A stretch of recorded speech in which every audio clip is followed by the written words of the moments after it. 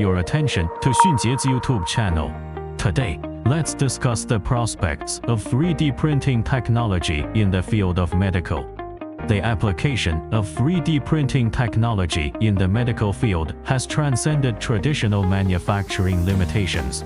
Some treatments that were once considered impossible have been made possible. For instance, Tel Aviv University in Israel successfully printed the world's first transplantable heart, a groundbreaking progress that offers new hope for patients with heart diseases. Moreover, the application of 3D printing technology in orthopedic implants, such as the world's first personalized 3D printed porous tantalum prosthesis implantation for artificial total knee replacement revision performed by the first affiliated hospital of Army Medical University, demonstrates the significant role of 3D technology in complex surgeries.